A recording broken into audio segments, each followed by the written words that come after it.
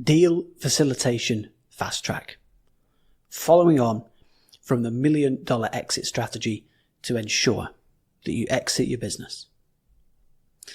So firstly, let's just quickly revisit the 3 phases that we covered in the $1 million exit strategy video earlier in the program. Step number 1 is buyer due diligence, when you agree a sale, of course. Step number 2 is actually negotiating the sale, which in many cases can occur and can reoccur during the due diligence process, and that's what due diligence is actually there for. So just to add a bit of value here, when you agree a sale, okay, that doesn't mean that it's final.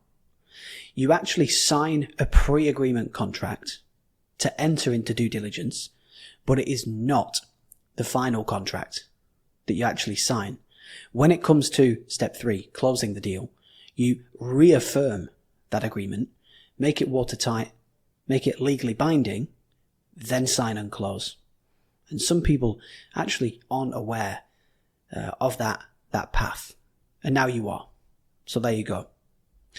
Now moving forward, the next question to answer then is, how do you facilitate a deal?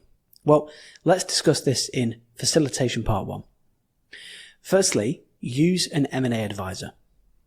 Believe me, the time and energy that you'll save and the mistakes that you'll avoid will be absolutely huge. M&A advisors are the professionals. They're the guys who do this day in, day out, for years, for decades.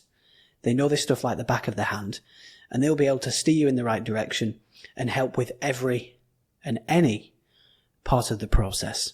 So, whilst it's not crucial, it's not critical to use an M&A advisor, it will very, very, very much help. And I highly suggest it. Following on from that, build a great IM. Now, like I told you in the previous video, an IM is an investor memorandum. And this is the first touch point with a potential buyer. So you've got to make sure that it's great. Okay. Think of this as a sales document. Okay. Let's say you are buying a house.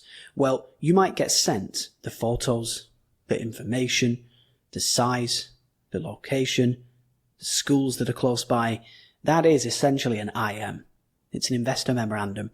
It's to pre-sell you on the purchase and clarify the details. Okay. Next is having a reputation. Now, I can tell you a quick story here. So when the private equity firm were conducting due diligence, they read some press articles which really helped to excite them. They watched our client video testimonials. They spoke to our team. They interviewed some customers, and that only increased their buy-in. That only increased their excitement. So having that stuff there, I wouldn't say it's make or break, but it very, very, very much helps. Okay, guys. And finally, don't give up. Sales is sales. It can take time.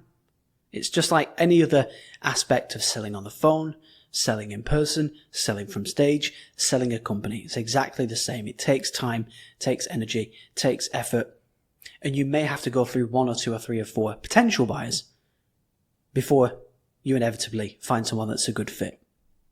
So that's part 1. Next, part 2. Well, how do you find an M&A advisor? Exactly. Well, there are 3 things that I'd suggest. Number 1 is going through flipper.com. Now, the reason I suggest this is because if you sell a business for, I believe, anything over $1 million, they give you a high-level M&A advisor. Better still, they give it to you for free. Now, naturally, if the sale closes, they are going to want a percentage. But nonetheless, this is a great way to find a high-level, highly qualified M&A advisor. The same can be said for acquire.com as well. If you're selling for more than $1 million, they will assign you with a high-level M&A advisor when the time is right.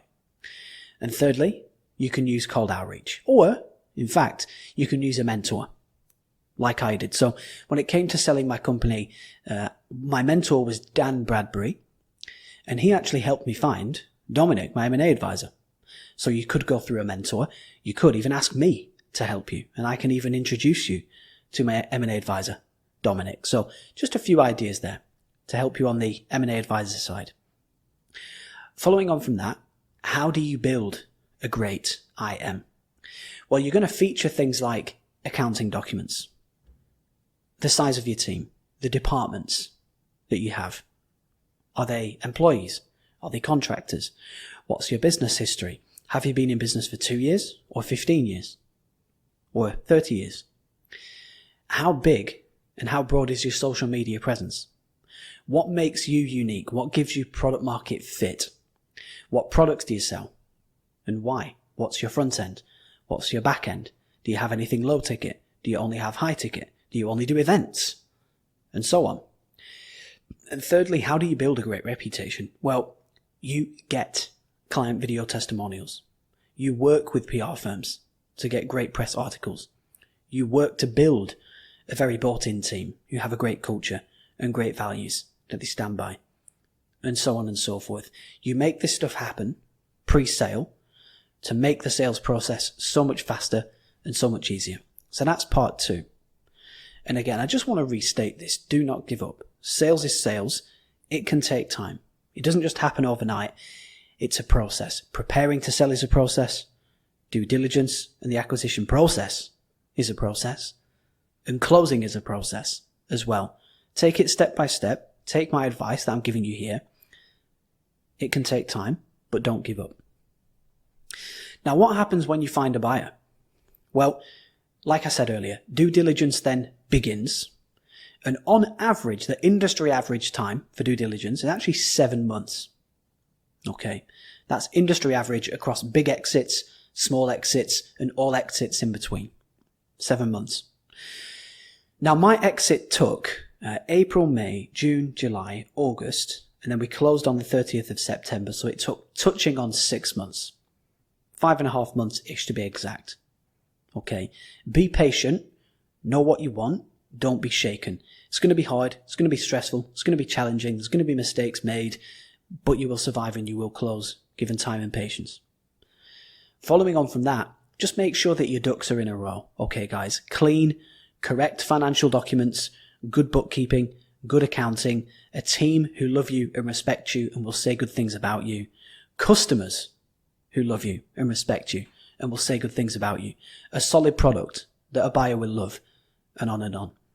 And if you can do those things, you are going to complete the transaction. So when the time comes, you'll complete, you'll receive funds into a bank account of your choice.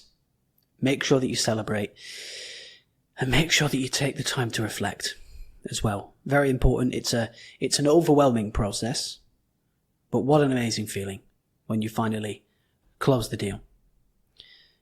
You've got this. That is everything that you need to know. Those are the steps. That's the breakdown. As somebody who's been there and done this at a very high level, you've now got the blueprint. Okay? So get to work. Let's get building. Let's get growing.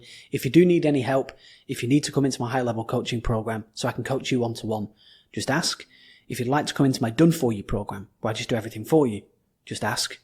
And here is to your success.